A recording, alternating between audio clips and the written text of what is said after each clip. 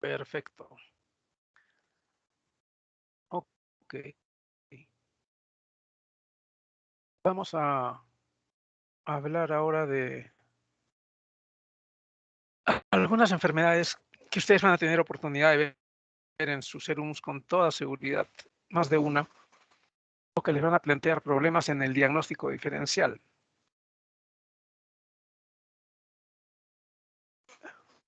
No son tan frecuentes como antes. Esto va a ser una extensión de la práctica. En la práctica hemos visto estas enfermedades, inclusive con muchas de las mismas diapositivas, pero sin hablar tanta teoría. Ahora vamos a ampliar la teoría, vamos a ampliar otras enfermedades y voy a pasarles algunas diapositivas de casos clínicos tomados de Continuum. Continuum es una aplicación española y ahí presentan casos clínicos muy interesantes, pediátricos. Algunos de ellos se los voy a presentar ahora porque tienen que ver con los temas que vamos a tratar o con su diagnóstico diferencial. Hay enfermedades virales que cursan con exantema, otras cursan sin exantema en porcentajes variables. Algunas bacterianas también cursan con exantemas menos que las virales. Muchas febriles, muchas febriles, pero habitualmente tienen en la historia clínica algún dato que permite orientar el diagnóstico de manera tal que por lo menos no se les pasen las formas severas de las enfermedades que van a ver. Entonces, la idea es que ustedes conozcan las más frecuentes enfermedades infecciosas virales y bacterianas que podrán recibir en el serum y encontrar algunas diferencias que les permitan plantear un diagnóstico diferencial de manera adecuada y en los casos que lo merite, los exámenes de laboratorio que se necesitaran y el tratamiento más eficaz. La primera enfermedad que tienen que conocer por cuestiones epidemiológicas es el sarampión. En la práctica hablamos que no vemos sarampión hace años, hace muchos años que no vemos. Ha habido sarampión inclusive en Arequipa, pero casos aislados, uno, hace 4 o 5 años, ¿no? Entonces rápidamente lo notifican, el ministerio actúa, hace vacunación de barrido, aislamiento, todo lo necesario epidemiológicamente para que la enfermedad no se disemine. Ha habido brotes importantes en la década pasada en países vecinos, pero no han llegado a ser problemas en el Perú. El año 2020 hubo 80 casos notificados como sospechosos de sarampión, todos fueron descartados, y el año 2021 ha habido 32 notificados, 14 de ellos en Arequipa, y todos descartados. La mayoría de los casos notificados como enfermedad eruptiva, rubiola o sarampión, la mayoría como rubiola, pero en ningún caso se ha confirmado la enfermedad. O sea, en estos años hemos estado libres de sarampión. Es junto con la varicela una infección muy contagiosa. Se contagia por las gotas de fluge que se dan con las secreciones respiratorias. Tiene un periodo de incubación de 1,5 a 2 semanas y comienza con un cuadro que parece un resfriado, pero más intenso de lo habitual. En ese resfrío o cuadro semejante al resfrío, los niños con sarampión presentan mm, secreciones que pueden llegar a ser moco.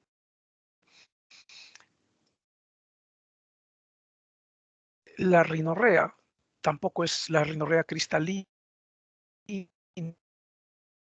de un resfrío ese periodo es que se puede producir el enantema de la cavidad oral, que es las manchas de Koplik en la cara interna de las mejillas, que permite el diagnóstico en el periodo prodrómico. Y la fase eruptiva, en la cual la fiebre aumenta entre el tercer y quinto día y se produce un exantema maculopapular confluente, céfalo-caudal, comienza en la cabeza, va hacia los pies, que dura de 3 a 7 días y que se produce como la mayoría de los exantemas por una reacción inmunológica. El virus produce reacción inmunológica, el blanco de esa reacción son los vasos sanguíneos, el endotelio de la piel, y eso es lo que produce el exantema. Y una fase descamativa que dura aproximadamente 4 días. La enfermedad en general en niños inmunocompetentes nunca fue un problema. Iba más por el lado de los niños que tuvieran algún problema de inmunodepresión o que tuvieran desnutrición severa. Porque en estos niños se producían complicaciones bastante graves, ¿no? Esta es la foto, en la parte de arriba ven la foto de un niño con sarampión, tiene un exantema morbiliforme, recuerdan ustedes que morbilus es el nombre latino del sarampión en la Edad Media, y morbiliforme es semejante al sarampión. Cualquier exantema que tenga estas características, pero le denomina es un exantema que deja algunas áreas sin afectación, maculopapular eritematoso, que termina en una fase descamativa furfurácea, como en la foto de la base derecha. No es en colgajos, como es en el Kawasaki o en la escarlatina, sino es una descamación generalizada furfurácea. Y en el ángulo izquierdo, las manchas de Koplik, esos puntitos blancos que ustedes ven ahí, que son un infiltrado linfocitario de las glándulas salivales, que probablemente representen el primer contacto, la respuesta al antígeno del sarampión, o un primer intento.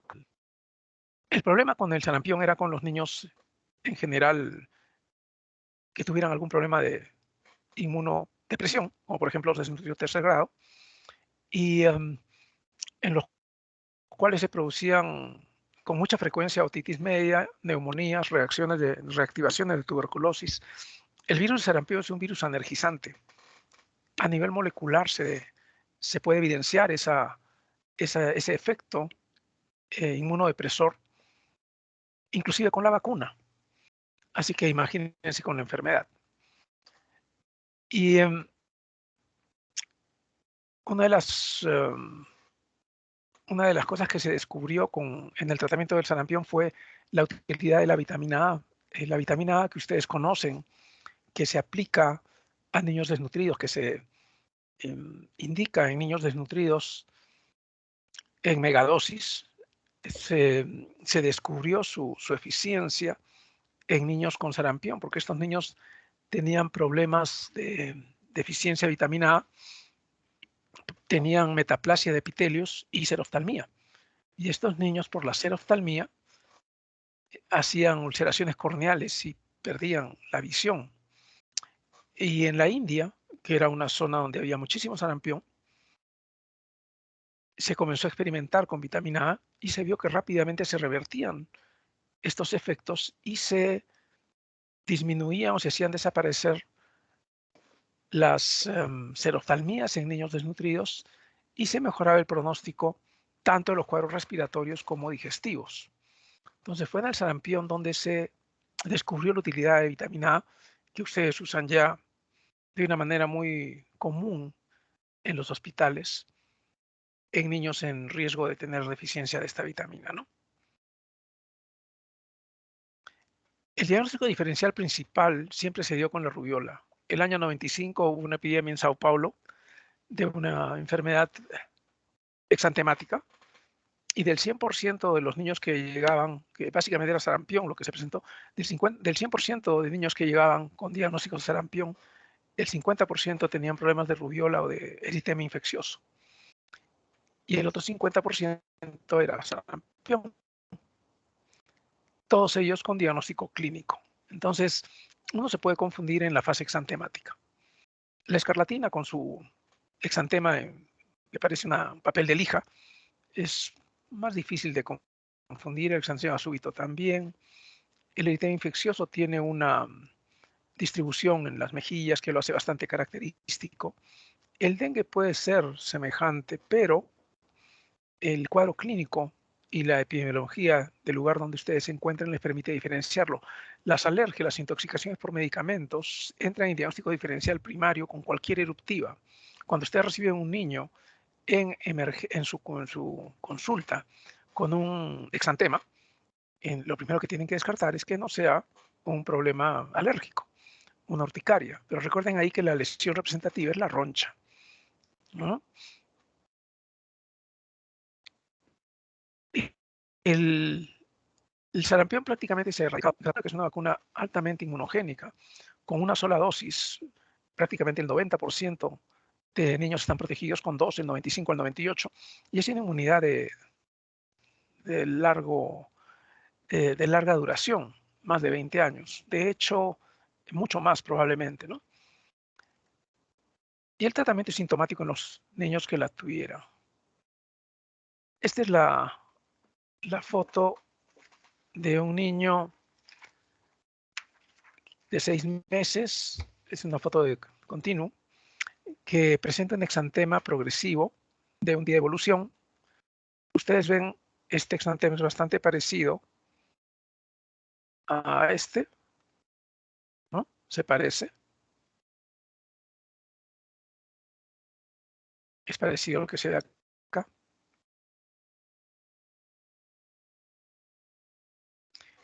Incluye las palmas y las plantas. No afecta a las mucosas. El niño tiene un cuadro parecido a un resfriado, tos, rinorrea, febrícula. Podrían ustedes en principio sospechar un sarampión. No hay antecedentes vigentes de fármacos ni alimentos nuevos. Y en la exploración presenta un buen estado general sin otros sesgos de interés. Esto podría ser un cuadro de sarampión. En contra iría la edad. Si es que la mayoría de niños que hacen sarampión la hacen después del año por los anticuerpos maternos que han sido transmitidos transplacentariamente y que los protegen habitualmente durante el primer año de vida. Entonces estaba en contra de que sea un sarampión. Y acá describen lesiones maculosas y lesiones en diana. Las lesiones en diana, ustedes saben que son características del eritema multiforme, ¿no? En su forma menor, en donde el estado general es bueno, no hay compromiso de mucosas, no hay progresión a necrosis epidérmica tóxica, no hay factores desencadenantes, pero sí se asocia con a veces el virus herpes simple u otros virus, ¿no? En la foto que está en el ángulo derecho, ¿no? En la parte del pliegue del muslo o en la zona de la rodilla pueden ver algunas lesiones que parecen una escarapela. Esas lesiones que parecen un bull de tiro al blanco o una escarapela se llaman lesiones en diana y es lo que permite identificar o sospechar en gran medida del eritema multiforme, ¿no? En este caso fue un niño con eritema multiforme. La polio es una enfermedad que tiene que conocer. Bueno, pues la vacuna está dentro del programa, tiene ya casi interés histórico. Los únicos casos que se veían hasta hace algunos años de parálisis flácida se producían se llamaba el polio por vacuna, en el cual uno administraba la vacuna oral, el virus mutaba en el intestino del niño, podía mutar a una forma salvaje y producir polio. Era el polio por vacuna, la polio por vacuna. En Estados Unidos se producían 8 casos al año y se elaboró la vacuna inactivada intramuscular, que es la que ahora se coloca en sus 2 primeras dosis, con lo cual inclusive ya la polio por vacuna desapareció.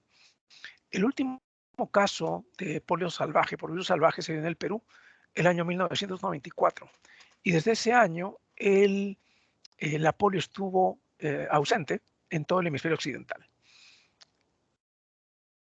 La forma paralítica era la importante en general, solamente el 0.1 al 1% de los infectados por el virus polio hacían esta forma, los otros podían hacer formas inaparentes o formas tipo meningitis aséptica, pero es un pequeño, muy pequeño porcentaje hacía la polio paralítica, en la cual había al principio síntomas generales y después de unos días problemas neurológicos con fasciculaciones, parálisis flácida asimétrica, que era lo que permitía diferenciarlo del Guillain-Barré, que es una parálisis ascendente simétrica, con abolición de los reflejos osteotendinosos, arreflexia y luego atrofia muscular, lo cual dejaba como secuela hipotrofia del miembro y un problema en la marcha muy marcado, ¿no?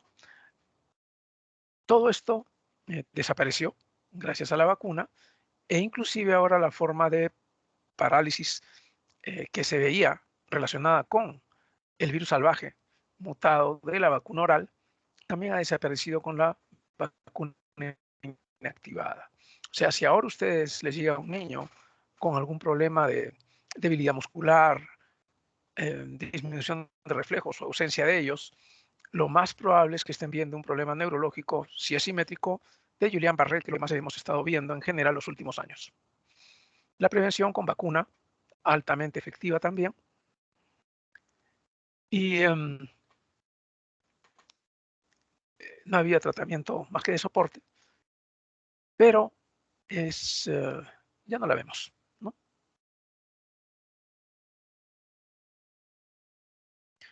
La rubiola era la otra enfermedad exantemática muy frecuente que se daba hasta antes del 2000. Transmisión por vía respiratoria y un 25 a 50% de infecciones asintomáticas. Esto, por ejemplo, no se describe en el sarampión. En el sarampión prácticamente no se describe en formas asintomáticas. Podía haber formas leves, pero no asintomáticas. En la rubiola sí. En la rubiola hasta la mitad de las infecciones podían ser asintomáticas. Y esto en la forma afectación de las embarazadas era un problema porque no tenían el antecedente de la enfermedad, ¿no? Entonces, en la rubiola adquirida, en general no es una enfermedad que dé muchos problemas. Tiene un periodo prodrómico con síntomas generales, dentro de los cuales el estadístico era la linfadenopatía cervical posterior dolorosa. Ninguna otra enfermedad viral les va a dar un cuadro que les presente linfadenopatías cervicales posteriores dolorosas. El periodo eruptivo duraba unos 5 días con un exantema muy parecido al del sarampión, cefalocaudal, pero que tenía una diferencia. Se comenzaba a nivel craneal, llegaba a los pies en 24 48 horas e inmediatamente después comenzaba a desaparecer nuevamente en dirección cefalocaudal, de forma tal que a veces en 48 horas ya no había exantema, a diferencia del cuadro de sarampión cuyo exantema persistía más tiempo. Y después un periodo descamativo no muy notorio, ¿no? Entonces, con la rubiola adquirida en general no había problema, no había mayor afectación. Esta es la foto del exantema, los ganglios, que no eran más retroauriculares, sino en la nuca, en las nucas, occipitales, posteriores, en la nuca. Y a veces afectaba también las articulaciones. Pero el problema nunca fue la rubiola eh, adquirida. El problema siempre fue la rubiola congénita. El año 1966, si no me equivoco, 66 o 71, hubo una epidemia en Estados Unidos con 200.000 casos de rubiola congénita. 200.000 casos de niños afectados intrauterinamente con formas importantes de rubiola congénita. Eso fue un gatillo que motivó porque quedaron pues niños dependientes para toda la vida, para la sociedad es un costo enorme, y se impulsaron campañas que propiciaron la vacunación en niños y en prepúberes. Con lo cual, ahora en general ya no se tiene el problema. Hace más de 20 años que no vemos casos de rubiola congénita, pero hasta hace 20 años sí se tenían todos los años se veían casos de rubiola congénita con afectaciones muy severas. Cuando el virus afecta a una embarazada en el primer trimestre, si es en los primeros 2 meses, un 65 a un 85% de los productos van a ser abortados o van a tener defectos múltiples. Si la infección se producía en el tercer mes, un porcentaje de un 30 a un 35% con un defecto único, y en el cuarto mes solamente un 10% con un defecto único. La foto que ven a la derecha es la de un feto papiráceo, un feto que no ha llegado a desarrollarse. El virus de la rubiola interfería con las mitosis y con la angiogénesis, por tanto, con el crecimiento intrauterino, con el crecimiento normal de diferentes órganos. Tan es así que las manifestaciones clínicas podían ser en cualquier órgano, porque es un virus que hace viremia. Lo más característico, lo que más morbilidad producía, mortalidad producía, eran las malformaciones cardíacas, conducto arterioso, estenosis pulmonar, CIB, CIA, problemas oculares, sordera, retardo psicomotor, microcefalia, afectación del res con hepatoesplenomegalia, todos problemas bastante serios. Y además podían no tener compromiso al nacer y años después presentar sordera, retardo mental, autismo, panencefalitis esclerosante subaguda, diabetes mellitus, tiroiditis, cosas por el estilo. Entonces la rubiola era un cuadro que cuando se daba en gestantes era muy probable que si la afectación había sido los primeros meses de embarazo, el niño saliera con diferentes secuelas que iban a ocasionarle pues muchísimos problemas posteriores, ¿no? Eso sí es que llegaba a término. ¿Alguna pregunta hasta aquí de las eruptivas más frecuentes? Sarampión, rubiola.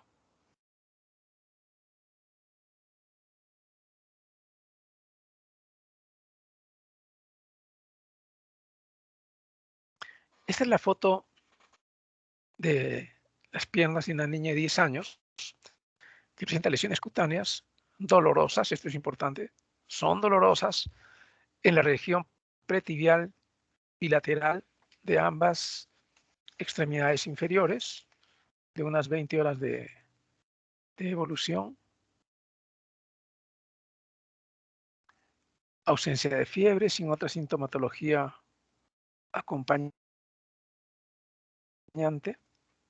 sin antecedentes personales ni familiares de interés y buen estado general. Lo que se ve en las piernas son 10 a 15 lesiones cutáneas simétricas bilaterales dolorosas en regiones pretibiales. Lesiones nodulares con bordes mal definidos de 1 a 5 centímetros de diámetro, eritematosas.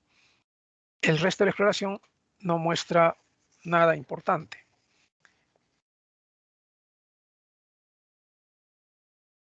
Este es un caso de eritema nodoso. Es poco frecuente. En general se va a dar asociado a infecciones virales, bacterianas, o puede también ser manifestación de una enfermedad subyacente, por ejemplo, tuberculosis o enfermedades de tejido conectivo.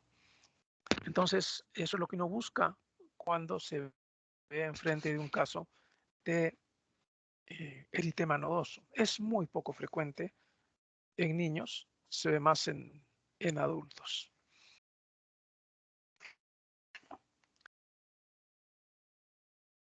Algo que me faltó decirles, el año 2020, con relación a cuando estábamos hablando de polio, el año 2020 hubo 45 casos notificados en menores de 15 años de parálisis flácida aguda. En Arequipa. Ninguno de ellos correspondió a polio, la mayoría fueron Guillain-Barré.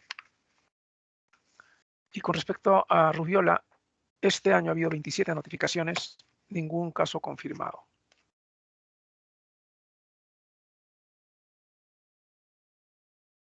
La varicela ustedes la conocen bastante bien, muchos de ustedes la han padecido. El plan vacunal contra varicela se inició hace más o menos unos 5 años, lo que ha hecho que disminuya muchísimo realmente. En Arequipa, el año 2019 hubo 1.471 casos reportados, el 2020 279 y en lo que va del 2021 257 casos. Es una enfermedad que no se notifica en general. O sea, los números que les estoy dando con toda seguridad representan menos de la mitad de los que verdaderamente se presentaron. Yo he visto este año 2 casos. antes veíamos todo el tiempo varicela. Así que la vacuna definitivamente ha disminuido en un 90%, se podría decir, la presentación de formas de varicela. No es una enfermedad tan benigna como muchos creen. En la mayoría de los casos no da problemas, pero nosotros hemos tenido niños con complicaciones sépticas que han fallecido o con complicaciones cutáneas que les han ocasionado pérdidas de sustancia enormes, muy grandes, con deformaciones residuales bastante importantes, ¿no? Es tal vez la única enfermedad viral exantemática que tiene vesículas en la distribución que tiene la varicela. El COVID ha tenido formas con lesiones vesiculares, pero son poco frecuentes y no tienen la distribución de la varicela.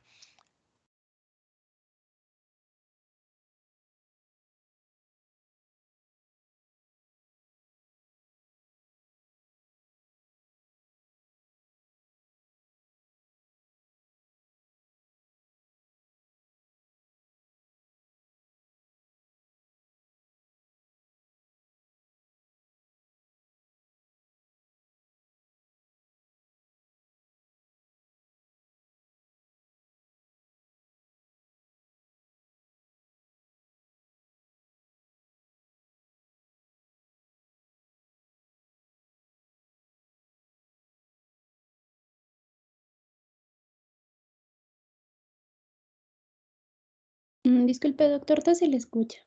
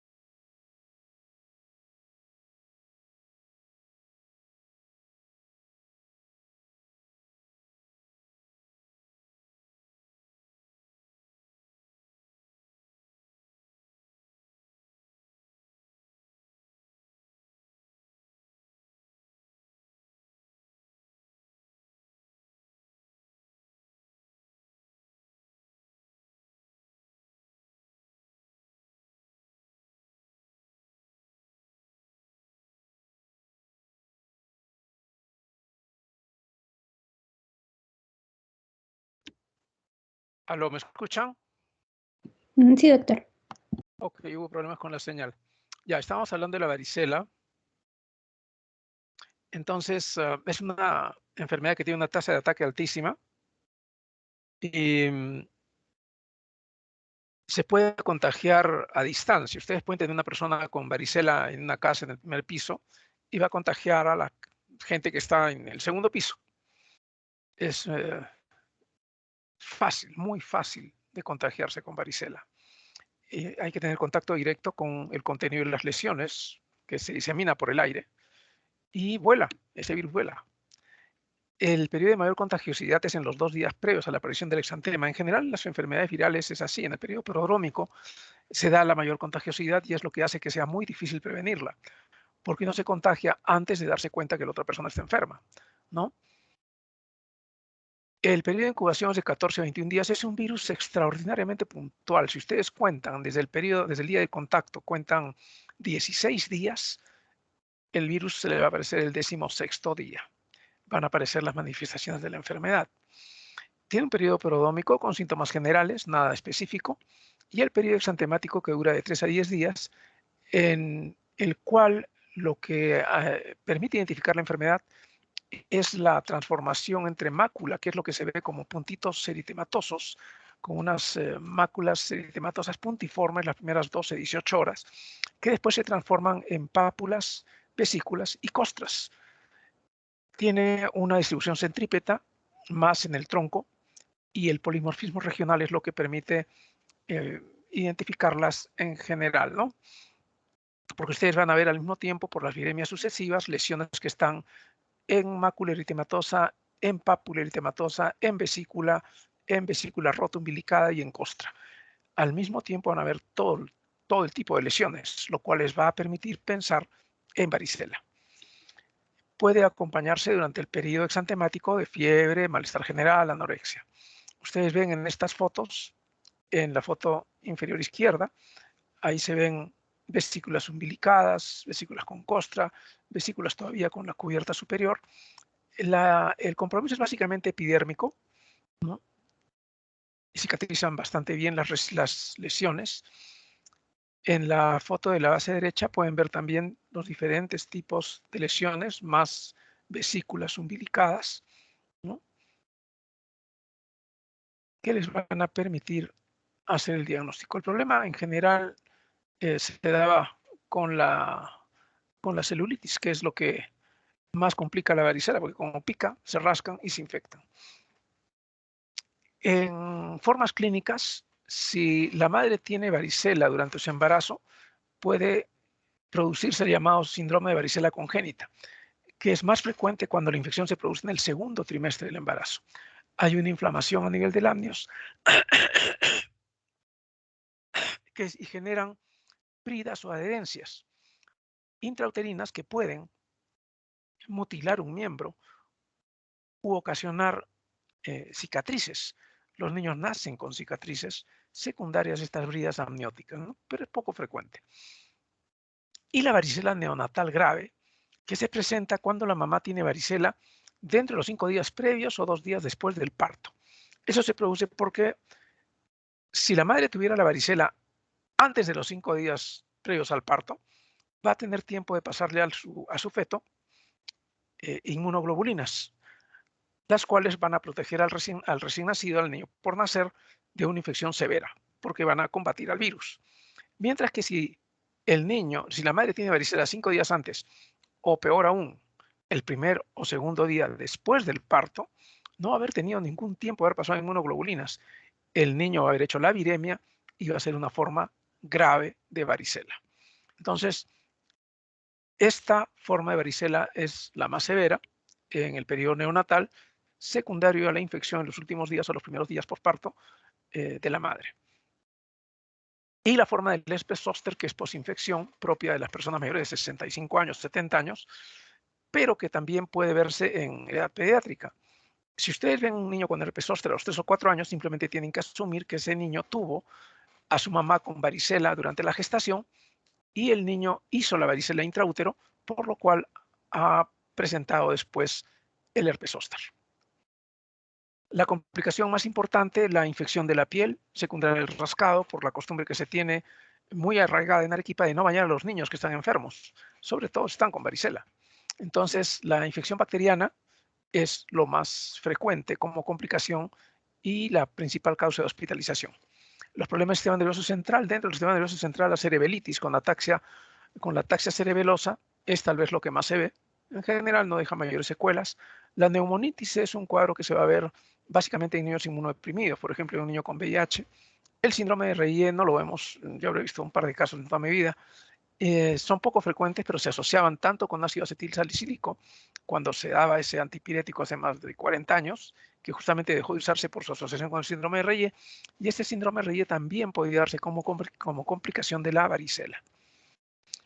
Tienen que tener cuidado en los niños con varicela de no confundir las lesiones de esta enfermedad con las pústulas de un estafilococo. Eso nos ha sucedido, nos han llegado niños con varicela, con lesiones estafilocócicas en estadios muy graves, porque se confundieron y pensaban que esas lesiones eran de varicela y no eran de varicela, eran de varicela en un principio, pero secundariamente infectadas por gérmenes de piel a la cabeza del Staphylococcus aureus. El diagnóstico diferencial con el impétigo es localizado, así que en general no hay problema, con las estafilococias como germen agregado.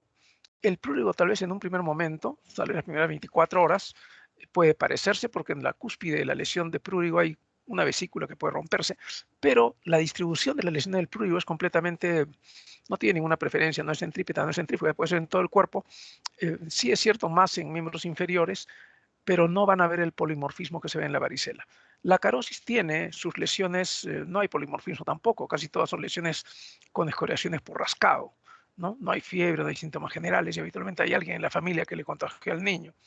El herpes simple diseminado se va a ver solamente en niños con inmunodepresión, por ejemplo, un niño con VIH, lo cual ya es bastante raro. La vacuna altamente efectiva, una sola dosis suficiente, no necesitan poner dos, se pone entre el año y los 3 años. El aislamiento de poderse hacer para que el niño no contagie, el baño diario y los antivirales. Los antivirales, el aciclovir, se usa en todas las formas graves, en la forma neonatal, en niños inmunodeprimidos. En adultos también se usa generalmente porque la varicela es más fastidiosa en adultos. También se puede usar para prevenir o aminorar las manifestaciones de enfermedad. Por ejemplo, ustedes tienen un niño con varicela y su hermano o un familiar, lo que fuera, ha tenido contacto con él, se le puede dar aciclovir entre el quinto y el octavo día, entre el sexto y el octavo día, en que se está produciendo la viremia por el virus, para tratar de disminuir la concentración viral y atenuar o eliminar las manifestaciones de enfermedad. Entonces, a los contactos se les puede dar entre el sexto y el octavo día aciclovir en dosis terapéuticas para tratar de controlar el cuadro si llegara a producirse. Esta es la foto de el cuadro clínico de un lactante de 8 meses que presentó primero un cuadro de como un catarro, un resfriado, y luego presenta lesiones maculopapulosas purpúricas confluentes, como ustedes ven aquí en las fotos, a placas equimóticas de predominio en extremidades inferiores, también las superiores, mejillas y pabellones auriculares, con edema de manos y pies. No hay afectación del estado general ni de otros órganos y hemodinámicamente está estable. Estas dos cosas son súper importantes. ¿Por qué? Porque cuando usted ve un niño con manifestaciones purpúricas, muy fácilmente van a decir, bueno, yo voy a descartar una leucemia, ¿no? Que no se presenta habitualmente de esta manera tan brusca. Y lo otro que van a descartar, y por eso recalcan aquí que hemodinámicamente esté estable, son las enfermedades con los síndromes purpúricos febriles, como los asociados con meningococo. Entonces, no tiene reactantes de fase aguda elevadas y esto se resuelve en una semana. Constituye el cuadro del edema hemorrágico agudo del lactante, que es una vasculitis de pequeños vasos. Es poco frecuente. Es poco frecuente, afecta generalmente lactantes entre los 3 y los 24 meses y se caracteriza por esa aparición súbita de placas edematosas purpúricas, más en extremidades, en plantas y en pabellones auriculares. Por eso acá lo recalcan, porque tiene esa afectación en pabellones auriculares, lo cual permite sospechar en este edema hemorrágico agudo de lactante. La histología es semejante al síndrome de Scholl-Henoch. No se sabe realmente si representa una forma extrema del Scholl-Henoch, pero en general no da ninguna complicación, se autolimita, desaparece en 1 a 3 semanas. Es bastante raro, bastante raro. Y simplemente limítense a estar seguros de que no se trata de un problema asociado con un meningococo, nada más. Otra enfermedad exantemática que sí hemos visto este año ha sido el exantema súbito, causada por el herpes virus 6. A los 2 años, el 90% de niños son positivos, a los 5 años, el 95%. Es una enfermedad que se adquiere muy tempranamente, una vía de transmisión desconocida, y después de la viremia al igual que en el sarampión, va a haber una respuesta inmunológica, que es lo que va a asociarse con la caída de la fiebre y la aparición del rash. Ustedes saben que en el exantema súbito el cuadro es de una fiebre que puede durar 3 a 4 días, después de los cuales la fiebre cae de manera súbita y aparece un exantema. Ese exantema muchas veces no se evidencia porque, o no se nota, porque los padres, una vez que la fiebre desaparece, se olvidan del asunto. Y porque ya no lo llevan al médico, si la fiebre desapareció, o si lo llevan al médico, el médico se limita a recabar la información de que el niño está bien, no lo examina y no ve el rash que habitualmente es de predominio torácico, evanescente, poco marcado, ¿no? No es muy llamativo. Y bueno, pues se pierde la oportunidad de diagnosticar un exantema súbito. Tal vez sea la eruptiva que al menos yo más he visto este año. Y solamente un tercio hacen enfermedad clínica, o sea, los 2 tercios hacen formas asintomáticas. Puede cursar con fiebre bastante elevada. La mitad de los niños que tienen esto tienen temperaturas 39, 40, linfadenopatías, letargia. El exantema solamente lo van a presentar un 30% y un 13% van a tener signos de otitis media y convulsiones. No hay descamación, el tratamiento es sintomático. Este es un resumen de un estudio en Estados Unidos sobre 1.800 niños menores de 3 años que tenían fiebre y el 12% de estos niños tenían una infección por herpesvirus 6.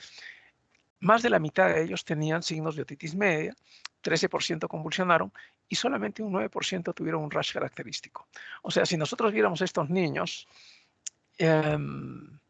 probablemente a más de la mitad de ellos les diagnosticaríamos otitis media, les daríamos un antibiótico, veríamos que la fiebre desaparece en 48 horas y pensaríamos que el cuadro fue una otitis media que respondió al antibiótico. A los niños que convulsionaron, probablemente pensaríamos, dada la evolución favorable, que fue una meningitis aséptica, el líquido cefalorraquídeo no saldría normal, y solamente aquellos niños que desarrollaran el rash, que serían la minoría, sospecharíamos en exantema súbito. Y es una infección en la cual ustedes a los niños los ven con la fiebre alta, con el exantema o sin él todavía, pero que están que se matan de risa, lactan muy bien, no tienen para nada, no dan la impresión de un trastorno severo, ¿no?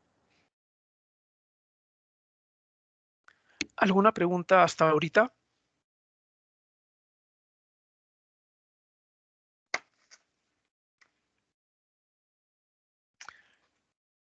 El eritema infeccioso o quinta enfermedad es una infección por parvovirus 19, se contagia por secreciones respiratorias y su blanco primario son las células eritroides. El antígeno P del eritrocito es el blanco primario. También hay receptores en endotelio y en miocardio. Y el problema en general no es en la forma adquirida en niños inmunocompetentes. La forma más conocida es la forma del niño con las mejillas abofeteadas, ¿no?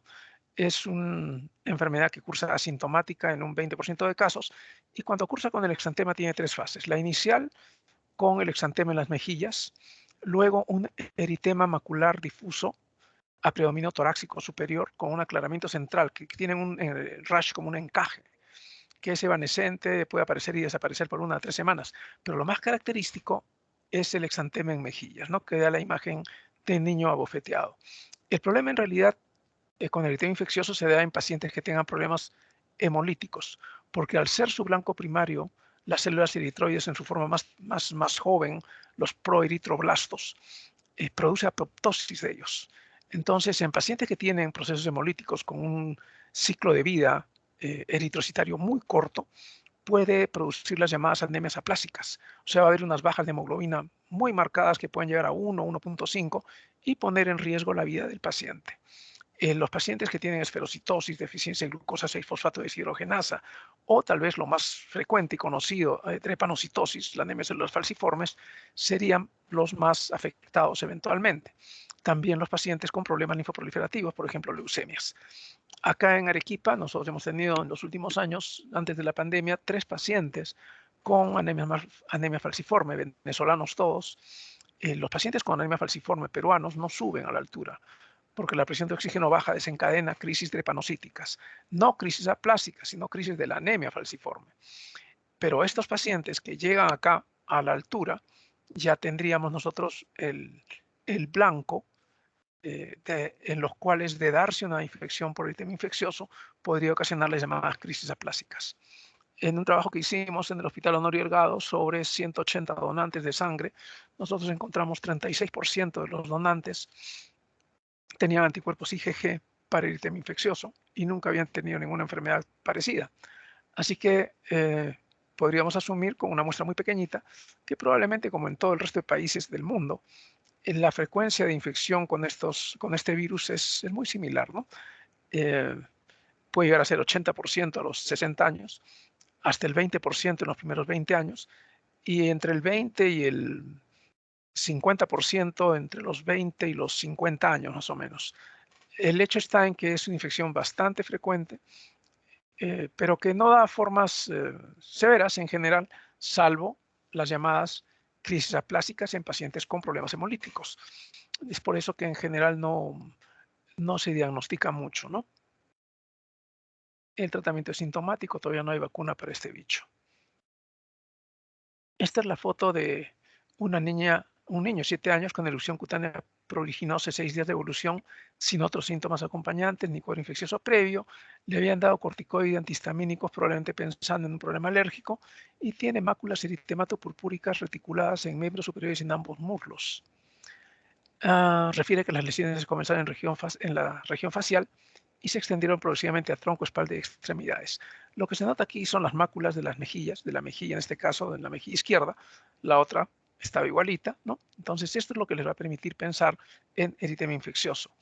Acá no se nota muy bien en la foto, pero la idea es que tiene un exantema como si fuera una red, como una redecilla, que esto comenzó como una erupción macular eritematosa que se aclaró en el centro y que da esa apariencia de encaje, ¿no?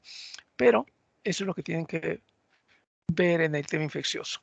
La forma más frecuente que hemos visto nosotros, tuvimos 2 hospitalizaciones antes de la pandemia, fueron la forma de presentación de erupción en guantes y calcetines, que es una forma de eritema infeccioso en la cual se ve una acentuación del eritema de las muñecas hacia la punta de los dedos y de los tobillos hacia la punta de los dedos del pie. Uno de los casos llegó casi con cianosis, parecía un cuadro hemodinámico, pero por la evolución terminamos concluyendo que ambos habían sido eritemas infecciosos. Realmente cuando uno ve un niño con esto, lo que lo orienta muchísimo es que de arranque se ve en las mejillas bastante rojitas. El rash puede tener una distribución muy variada y pueden o no ver el eritema más marcado en guantes y calcetines, lo cual les va a permitir orientarse a esta enfermedad en general. La vemos. La parotiditis es una infección viral que básicamente afecta a parótidas, aunque a veces afectaba también páncreas, gónadas, sistema nervioso central.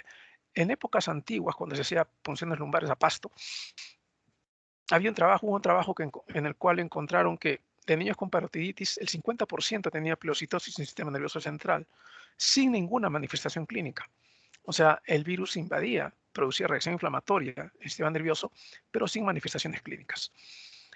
Puede haber infecciones inaparentes en un 30-40% de casos, un periodo prodrómico con síntomas generales y el periodo de enfermedad en el cual se producía la inflamación parotidia, comenzaba en un lado, después de 1 a 5 días pasaba al otro lado y bueno, pues había dolor, fiebre, podía haber vómitos y en general nada más. Este año he visto una sola parotiditis en lo que va del año. Fue un paciente que llevaron pensando que tenía una celulitis cervical, una linfadenitis cervical. Así fue como lo llevaron, como un ganglio cervical, pero no era un ganglio, era la parótida. Tenía la mitad de la cara un poquito hinchada también. Comentábamos en la práctica que ustedes reconocían la parótida inflamada, porque la parótida tiene forma de U, una U debajo de la oreja. Entonces, cuando se inflama, crece de atrás para adelante, se pone tumefacta y cubre el ángulo submaxilar de manera tal que ustedes ya no pueden palparlo. Ustedes quieren palpar el ángulo submaxilar y encuentran un colchoncito encima. Eso les habla de que el problema es parotidio. Mientras que si el asunto es linfadenopático cervical, van a palpar claramente el ángulo submaxilar. El tratamiento sintomático en general no daba mayores complicaciones. Un muy pequeño porcentaje de niños, cuando se producía un 30-35% de hernias postpurales, pero esa no es la frecuencia de orquitis. La orquitis es rara, bastante rara, la oforitis también. Algunas veces tuvimos niños con problemas de parotiditis con pancreatitis, ¿no? Con dolor abdominal, vómitos, aumento de enzimas hepáticas. Pero todas estas felizmente son complicaciones raras. En general no había secuelas posteriores como esterilidad o cosas por el estilo, ¿no?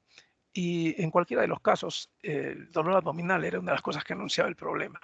En los hombres, la tumefacción escrotal, la tumefacción testicular; en las mujeres, el dolor abdominal; y en quienes tuvieran pancreatitis, la signología propia de la afectación pancreática, ¿no? Dolor abdominal intenso, vómitos, aumento de enzimas pancreáticas, etcétera, etcétera. Felizmente poco frecuente. Y la meningoencefalitis, que en general no daba mayores problemas.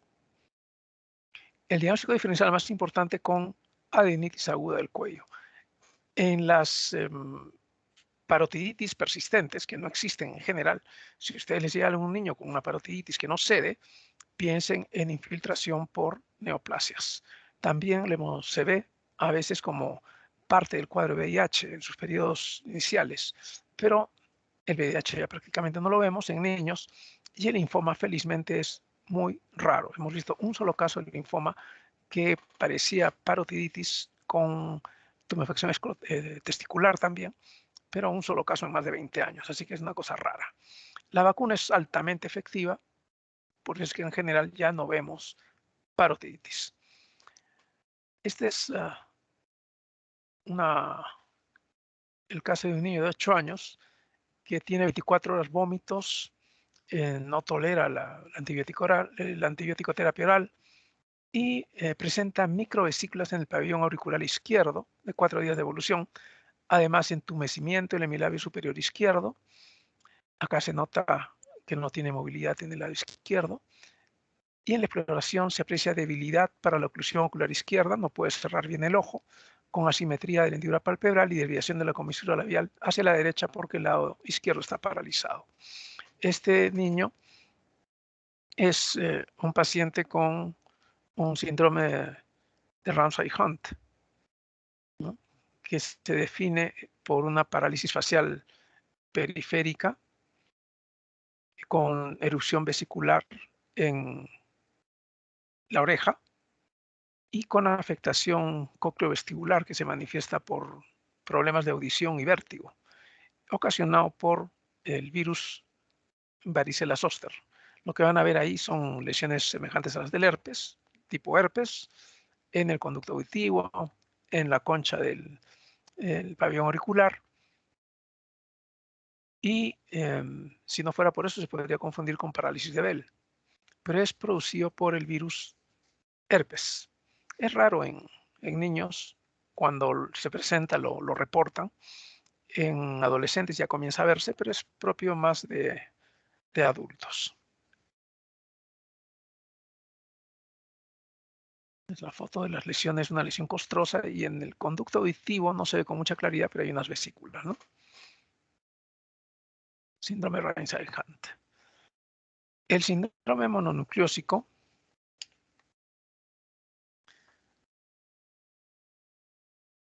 es un síndrome en el cual hay una serie de cuadros infecciosos que lo caracterizan, en donde se va a ver básicamente fiebre, faringitis, aumento de tamaño de los ganglios, esplenomegalia y alteraciones hematológicas con leucocitosis, linfocitosis y presencia de linfocitos atípicos. Eso es lo que caracteriza el síndrome mononucleósico. Y el 90% del síndrome mononucleósico va a estar ocasionado por el virus de Epstein-Barr, un 7% por citomegalovirus, y toxoplasma, VIH, lo pueden causar más o menos el 1%. Pero el 90% del síndrome mononucleósico va a estar dado por el virus Epstein-Barr. Puede haber también edema facial malar, fatigabilidad, dolor abdominal, exantemas, ictericia en porcentajes variables. La mononucleosis clásica tiene el componente faríngeo, el componente de hepatoesplenomegalia y el componente linfadenopático con la alteración hematológica. También puede haber otras alteraciones. Un niño puede tener un cuadro de hepatitis y ser una mononucleosis infecciosa. Puede tener solamente un cuadro de faringitis, nada más faringitis, y ser una mononucleosis infecciosa. Puede tener un cuadro con un exantema y ser una mononucleosis infecciosa. Ahora, probablemente a nosotros se nos pasen muchas mononucleosis porque uno de los picos de mononucleosis se da entre los 2 y 4 años y no se da en su forma florida, ¿no? Sino cursa muchas veces como un problema febril inespecífico, y conforme el niño va creciendo, cuando ya son más grandecitos, sobre todo adolescentes, por ejemplo, o escolares, ya se puede ver un cuadro más característico. Los niños que nosotros hemos tenido en general, que hemos podido identificar con mononucleosis, son niños que han llegado muchas veces por fiebre de origen desconocido, fiebres persistentes, porque en estos cuadros la fiebre puede durar 1, 2, 3 semanas. Y son las pruebas serológicas las que permiten hacer el diagnóstico. Básicamente la prueba de IgM contra el antígeno de la cápside. No pidan anticuerpos contra antígeno de la cápside porque en los laboratorios muchas veces ni saben lo que están pidiendo. Simplemente pidan IgM contra el virus Epstein-Barr y se acabó el asunto. O IgM para mononucleosis infecciosa y se van a simplificar la vida. En general en niños no da mayores complicaciones y simplemente hay que diferenciarlo si las pruebas son negativas de la infección por citomegalovirus, de la infección por toxoplasma, de la hepatitis A, y en adolescentes de la forma de presentación como síndrome mononucleósico, con lo cual a veces debuta la infección por VIH. Algunas reacciones por drogas, como la fenitoína o las sulfas, también pueden producir un cuadro semejante a un síndrome mononucleósico. Esta es la foto de una niña de 4 años que consulta por un edema palpebral bilateral de 2 días de evolución, sin edemas en otras localizaciones de otros síntomas asociados. Habitualmente cuando uno ve un edema en los ojos, en los párpados, uno dice, chispas, no será un problema renal, ¿no? En este caso no había antecedentes de medicamentos, solo tenía adenopatías ángulo-mandibulares bilaterales y el edema. Pensando que podría ser un síndrome nefrótico, le piden una tira reactiva, negativa para proteinuria, le piden unos exámenes de sangre. Unos días después presenta fiebre alta, se le palpan hígado y vaso grandes, persiste el edema palpebral y con una prueba de laboratorio, pues se diagnostica mononucleosis infecciosa, ¿no? Entonces, esta es una forma de presentación que podrían ver. Y si hemos visto este año, siempre vemos mononucleosis, siempre aparecen. Lo más importante es que descarten ahí problemas renales y a veces también problemas linfoproliferativos, porque la mononucleosis puede dar leucocitosis muy marcadas, y cuando uno ve que tiene leucocitosis y a veces con formas jóvenes, con hepatoesplenomegalia, indudablemente, y con ganglios en el cuello, en lo que va a pensar es en una neoplasia tipo leucemia, ¿no? Pero las pruebas de laboratorio van a ser las que le van a permitir, aparte de la secuencia de, de los hechos, ¿no? Para cuando ustedes tuvieran un paciente con leucemia, en la situación que les he presentado de hepatoesplenomegalia, tendrían una infiltración tan marcada que ya tendría que haber en el hemograma signos que les permitirían, hallazgos que les permitirían sospechar con muchísima certidumbre que se trata de una leucemia, un problema linfoproliferativo, ¿no? Si ya está infiltrado hígado y vaso, ustedes deben encontrar anemia, trombocitopenia, leucopenia o leucocitosis, formas jóvenes, sin mayor problema. La escarlatina es una infección que acompaña a la estreptococia, a las infecciones estreptocócicas por el estreptococo hemolítico del grupo A, que tiene 3 toxinas. Y estas toxinas producen el exantema, que da el nombre a la enfermedad escarlatina por escarlata. Es un rash semejante a un exantema, a una quemadura solar. Es exactamente igual a una persona con quemadura solar, con piel de lija o piel de gallina, con piloerección. Es muy difícil equivocarse o confundir el tipo de exantema de la escarlatina. Y puede acompañarse de fiebre, puede o no tener una puerta de entrada faríngea o cutánea, a veces no se detecta, pero en su forma más característica, si ustedes podrían encontrar pues un paciente que tiene una faringitis con exudado, con la lengua en fresa. Eso es súper importante. La lengua está muy roja, con las papilas muy marcadas. Eso básicamente se ve solamente en la escarlatina, en el Kawasaki, en el shock tóxico y ahora en el síndrome inflamatorio multisistémico asociado a COVID. Antes era solo en escarlatina. Las otras infecciones han ido apareciendo poco a poco. Ahora tenemos 4 infecciones en las cuales de haber lengua en fresa tienen ustedes que diferenciarlas, ¿no? Puede haber dolor abdominal, vómitos y en 12 a 48 horas después del comienzo del cuadro febril aparece ese exantema como lija generalizado que después de 1 a 3 semanas se va a acompañar de una descamación en colgajos, así como las serpientes, les sale toda la piel de la mano, por ejemplo, ¿no? A veces se produce palidez circumoral y el tratamiento se da pues con beta-lactámicos específicamente para estreptococo beta-hemolítico del grupo A. La idea es lograr una cura microbiológica, o sea, ustedes lo que hacen dando el tratamiento no es que el cuadro desaparezca o mejore, porque la toxina se liberó y va a hacer su efecto independientemente de que ustedes eliminen o no al estreptococo de la garganta o de la piel o de donde esté, pero ya cortan la cadena de transmisión. El fin básico del tratamiento es ese y por supuesto detener la producción de toxina, ¿no? Entonces, esta es la foto de una niña con un rash eritematoso, con palidez circumoral, el, la, la piel en el periodo descamativo. También puede haber escarlatina estafilocócica, que es mucho menos frecuente. La escarlatina estreptocócica en general se da después de los 3 años, mientras que la estafilocócica se puede dar a cualquier edad. Ustedes pueden ver un niño de 2 meses con escarlatina estafilocócica. Es exactamente igual que la estreptocócica. La diferencia más marcada va a ser la edad. También va a haber problemas por estafilococo, como el impétigo buloso, en el cual lo que ustedes van a ver van a ser ampollas. Y la escarlatina estafilocócica es igualita que la estreptocócica. Se asume que es una forma frustra del síndrome de shock, del síndrome de piel escaldada estafilocócica. Y el síndrome de piel escaldada estafilocócica, que es la forma más severa de proceso por toxina de estafilocócico. Dentro de la forma más severa de las cutáneas.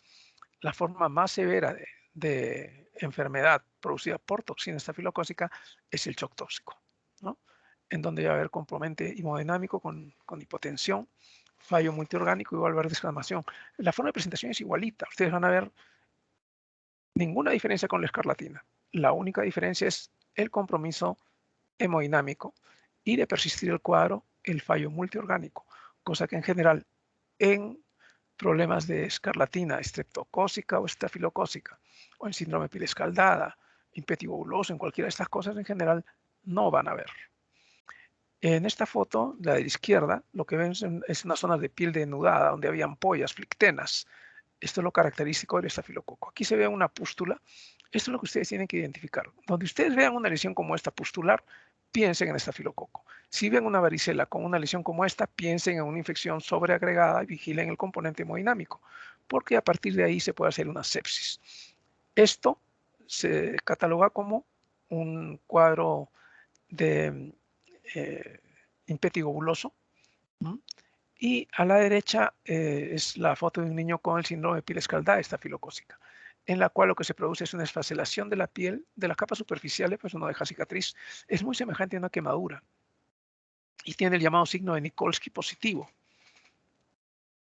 ¿no? Que es que ustedes frotan la piel y se desprende. Esta es la foto de un niño eh,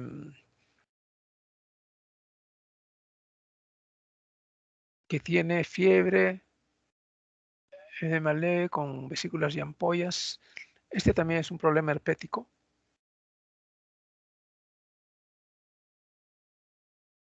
Una infección por herpes simple. Lo característico son las vesículas.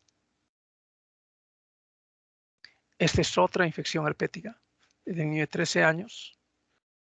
Vesículas agrupadas que se fueron expandiendo centrífugamente y con formación de costras. Tienen que pensar en herpes. La enfermedad de Kawasaki, que se ha puesto de moda por la cuestión del síndrome inflamatorio asociado a COVID, es una vasculitis multisistémica febril propia de niños menores de 5 años. El 80% son menores de 5 años y el 50% menores de 2 años, de etiología desconocida, aunque se asume que es infecciosa. Tiene criterios para el diagnóstico: fiebre más de 5 días, inyección conjuntival sin secreción, lesiones orales con fisura de los labios, lengua en fresa, alteraciones distales en extremidades con dolor y edema, un exantema polimorfo y una linfadenopatía cervical que puede ser mayor de 1 centímetro. Antes se decía hasta este año era mayor de 1,5, ahora es simplemente mayor de 1. Todas estas pueden ser secuenciales, o sea, pueden tener una linfadenopatía que eventualmente desaparezca para cuando tenga las otras manifestaciones. Y también hay formas atípicas e incompletas que no cumplen todos los criterios. El problema con esto es que podía ocasionar dilataciones aneurismáticas de las coronarias y que producían mortalidad importante por infarto en niños que las padecían, lo cual básicamente ha desaparecido con el uso de aspirina, inmunoglobulina endovenosa y ahora último los corticoides. ¿No? Acá no se nota muy bien la hiperemia conjuntival, pero sí los labios rojos, fisurados, la lengua en fresa, el exantema polimorfo y la dilatación de las coronarias, que era lo que más mortalidad producía. Cuando ustedes ven o sospechan Kawasaki, tienen que sospechar síndrome inflamatorio multisistémico asociado a COVID. Me estoy apurando un poquito porque se me estaba pasando la hora. La enfermedad de mano pivoca sí es común. Se da básicamente en niños menores de 5 años en guarderías por ecovirus, enterovirus. Y generalmente comienza como faringitis. La mamá lleva al niño porque el niño dice que le duele la boca. Ustedes le examinan la garganta y ven unas lesiones ahí como aftas. Y en las siguientes 24 o 48 horas aparece lo mismo, pero en manos y pies. Tienen que buscar las lesiones. A veces son muy pequeñas, a veces son 1 o 2. Tienen que buscarlas. Es una infección en general benigna. Hay reportes de compromiso neurológico, donde ha habido casuísticas muy grandes. En el Perú en general, no. Estas son las lesiones del mano pioca. Manos, pies, a veces en los pies solamente se ven lesiones eritematosas y en la boca, ¿no?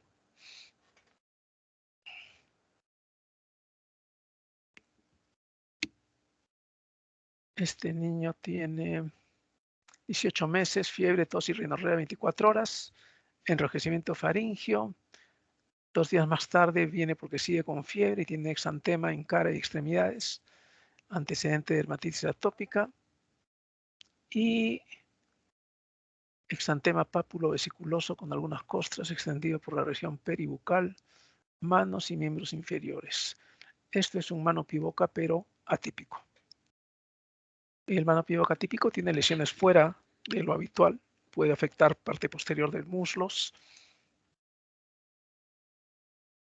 Este es, sí, un mano pivoca típico.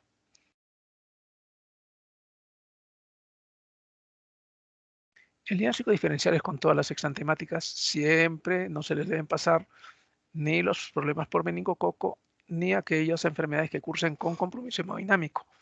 ¿Mm?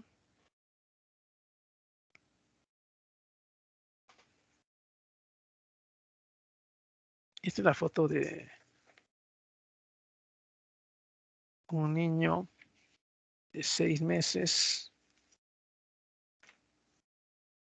que tiene una eritrodermia aguda, se nota en la espalda, todo rojo, no le pica, afecta el tronco y miembros superiores, respeta los inferiores. El paciente está irritable, presenta edema palpebral bilateral, lesiones descamativas en zona nasal. Donde vean ustedes lesiones descamativas periorificiales, alrededor de los ojos, alrededor de la nariz, alrededor de la boca, piensen en síndrome de piel escaldada estafilocócico, ¿no? Entonces, este es un caso de piel, síndrome de piel escaldada estafilocócico, edema palpebral, lesiones descamativas perinasales y una eritrodermia generalizada. El tratamiento es con betalactámicos para estafilococo. A veces no se puede estar el estafilococo en las fosas nasales, en las axilas, en las ingles. Y lo que no se les debe pasar jamás es el síndrome purpúrico asociado con meningococos. Lo que no se les debe pasar jamás. ¿Alguna pregunta?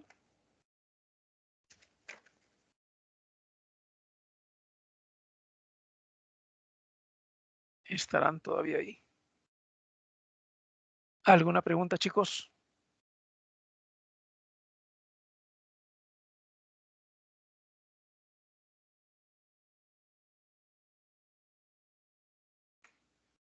¿No hay preguntas? Creo que no, doctor. Ok. Espero que no se hayan dormido. No, no, doctor. Bueno, ok. Ya nos vemos en otro momento. Me parece que tenemos otra clase mañana.